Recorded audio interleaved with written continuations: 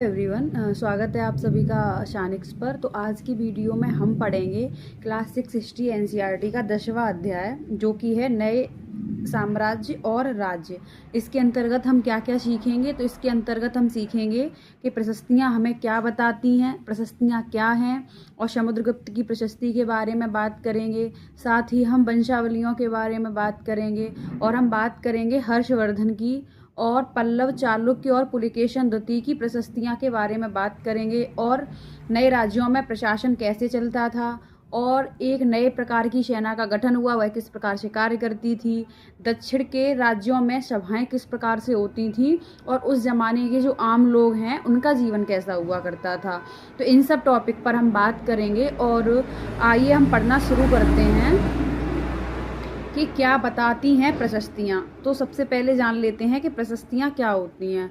तो प्रशस्तियाँ एक विशेष किस्म का अभिलेख होती हैं। अभिलेख के बारे में हमने पहले भी पढ़ा है कि अभिलेख किसी भी कठोर धातु या सतह पर उत्कीर्ण किए जाते हैं, उन पर लिखा जाता है, उनको हम क्या कहते हैं? अभिलेख कहते हैं। उन पर अब सामान्यतः जो राजा रानी हैं उनके आदेश लिखे होते थे। इसी प्रकार से प्रशस्ति होती थी। तो जो प्रशस्ति शब्द है ये संस्कृत शब्द है एक, और इसका अर्थ होता है प्रशंसा, यानी कि इन पर राजाओं की प्रशंसाएं लिखी जाती थी। इनको हम क्या कहते हैं? प्रशस्ति।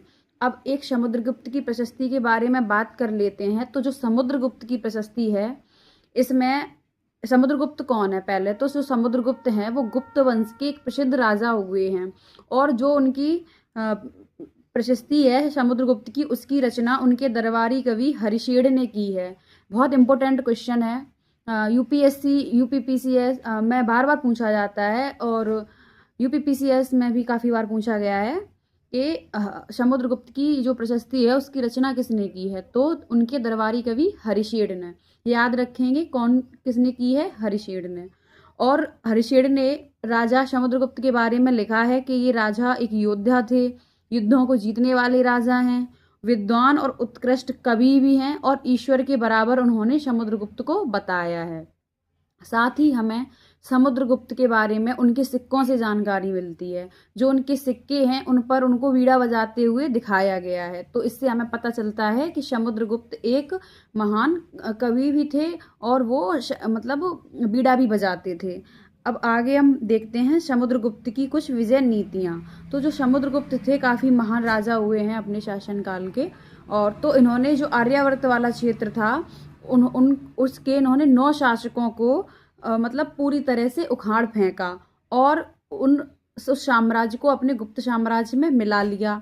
और जो दक्षिणापथ था वहाँ पे इन्होंने 12 शासकों को हराने के बाद उन्हें समर्पण करने के लिए मजबूर किया, लेकिन बाद में जो समुद्रगुप्त हैं उन्होंने उनको वहाँ पर शासन करने की अनुमति दे दी थी। और पड़ोसी राज्य जैसे कि असम, तटीय बंगाल और नेपाल का क्षेत्र है, यहाँ के जो लोग थे वो गुप्त वंश के लोगों को समुद्रगुप्त को क्या देते थे? उपहार देते थे, आज्ञा मानते थे, और इनके दरबार में भी उपस्थित होते थे।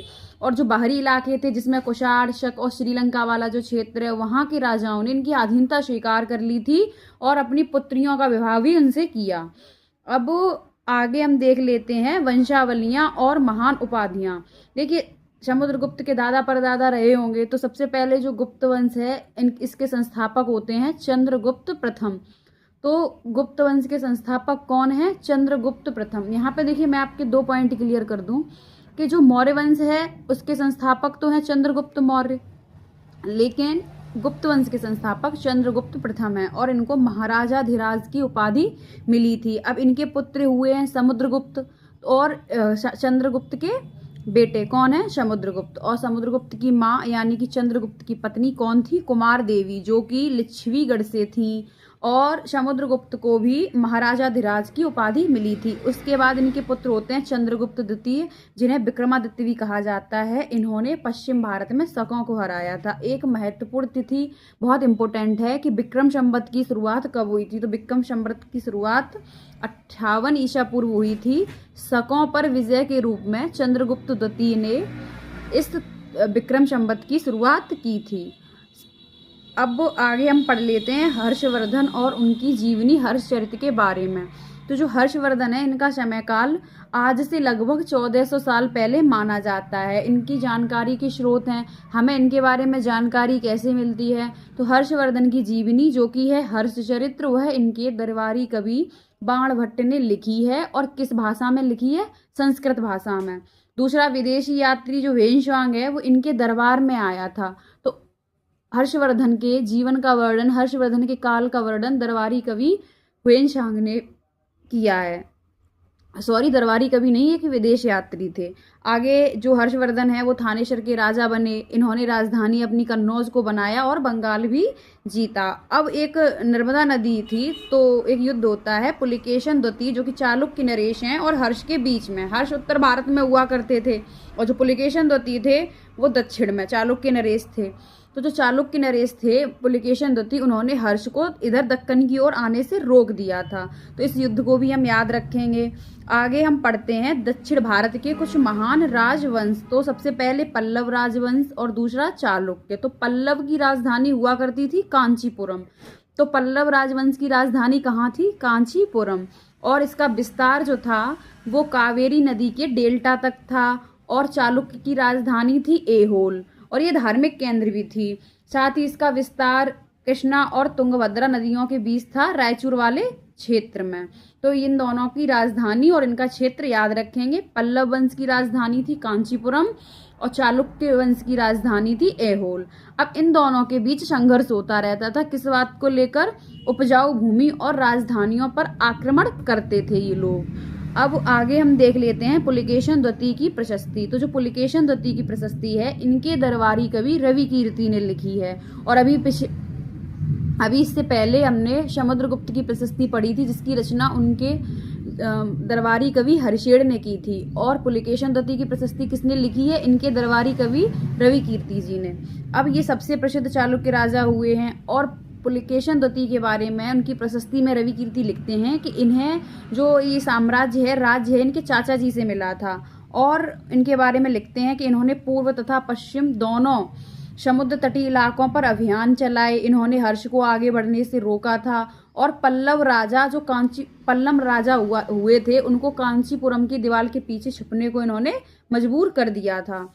आगे देखते हैं कि राज्यों में प्रशासन कैसे चलता था। तो यहाँ दक्षिण भारत में जो राज्य हुए वहाँ पर पद जो था वो आनुवांशिक हुआ करता था। एक व्यक्ति कई कई पद धारण करता था और स्थानीय प्रभाव भी था। जैसे कि आनुवांशिक पद में जैसे बेटे जो होते थे वो अपने पिता का पद पाते थे।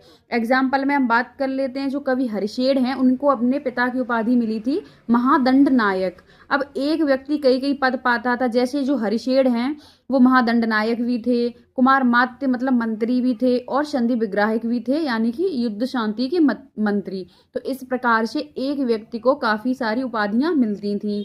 और स्थानीय प्रभाव में जो बैंकर होते थे उनको नगर श्रेणी, व्यापारी को शार्तवाह और शिल्पकार को प्रथम कुलिक कहा जाता था। और प्रशासन में इनका बोलबाला हुआ करता था।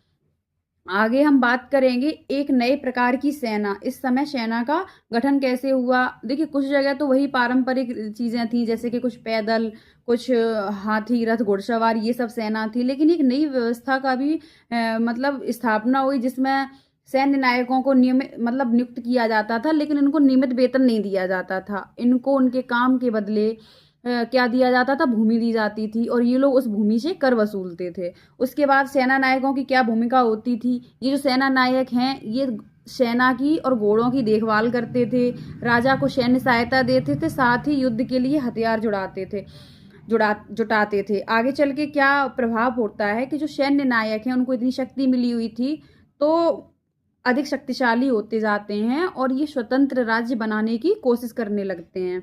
उसके बाद दक्षिण के राज्यों में सभाएं, ये कुछ मतलब यहाँ से क्वेश्चन पूछे गए हैं एग्जाम में, ये इम्पोर्टेंट है।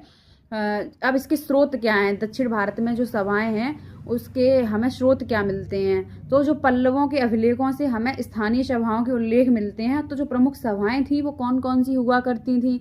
पहले सभा, दूसरी उर और तीसरी नगरम। तो 3 प्रकार की सभाएं थी, सभा, उर और नगरम। सभा का जो स्वामी था, सभा ब्राह्मण भूस्वामियों का संगठन हुआ करती थी और नगरम व्यापारियों का संगठन हुआ करती थी और उर सामान्य ग्राम सभा थी। इसमें कोई भी ब्राह्मण भूस्वामी नहीं होता था। इनके कार्य क्या थे? सिंचाई व्यवस्था देखना, खेतीबाड़ी की व्यवस्थाएं देखना, सड़क निर्माण कराना और मंदिरों की देखरेख करना। तो इस प्रकार से हमें पता चलता है कि जो दक्षिण भारत है वहाँ की सभाएं जो स्थानीय सुशासन है उसको मजबूती का प्रदान करती थी और ये उसका उदाहरण भी है। ये जो सभाएं हैं इससे हमें पता चलता है कि दक्षिण भारत में सुशासन काफ़ी मजबूत हुआ करता था। अब उस जमाने के आम लोगों का जीवन कैसा था? तो पहले तो उच्च वर्ग और दूसरा था आमजन। तो जो उच्च वर्ग है, अब इसके कालिदास के नाटक से हमें कुछ जानकारी मिलती है। कालिदास के नाटक से हमें पता चलता है कि जो राजा और अधिकांश ब्राह्मण थे वह संस्कृत बोलते थे, लेकिन जो अन्य लोग थे और महिलाएं थी वह प्राकृत बोला करती थी। और एक गरीब मछुआरे के साथ एक जो राजा मतलब राज कर्मचारी है उसके दुर्व्यवहार की बात भी कालिदास के नाटक में मिलती है। अब कालिदास का एक महत्वपूर्ण नाटक है अभिज्ञान शाकुंतलम, जिसमें दुष्यंत नामक राजा व शकुंतला नामक युवती की प्रेम कहानी का वर्णन किया गया है। तो अभिज्ञान शाकुंतलम के मतलब किसका नाटक है? कालिदास का। इसको याद रखेंगे, बहुत इंपॉर्टेंट है। अगला जो आमजन है इनके बारे में फाहियान है, वो अपनी मतलब कृतियों में, अपनी रचनाओं में वर्णन करते हैं कि अछूतों को शहर से बाहर रहने दिया जाता था और जब वो बाजार आते थे तो लकड़ियां पीट कर आते थे, जिससे मतलब कुछ बजा कर आते थे जिससे वहाँ के लोगों को पता चल जाए और वो उन्हें छू ना सकें। तो इस प्रकार से हमने आज की क्लास में क्लास 6 हिस्ट्री एनसीईआरटी का 10वां अध्याय जो कि है नए साम्राज्य और राज्य, इसको कंप्लीट किया है और कोशिश की है कि आसान से आसान भाषा में आपको समझाया जा सके। और इसका फ्री पीडीएफ टेलीग्राम चैनल सानिक्स पर मिल जाएगा। आप वहाँ से इस पीडीएफ को प्राप्त करके रिवीजन कर सकते हैं। और अगर वीडियो अच्छा लगा हो तो वीडियो को लाइक, साथ ही चैनल को सब्सक्राइब करें, साथ ही अपने फ्रेंड्स के साथ शेयर कर दें ताकि उन्हें भी इस सीरीज़ का फ़ायदा हो सके। मिलते हैं अगली वीडियो में। जय हिंद।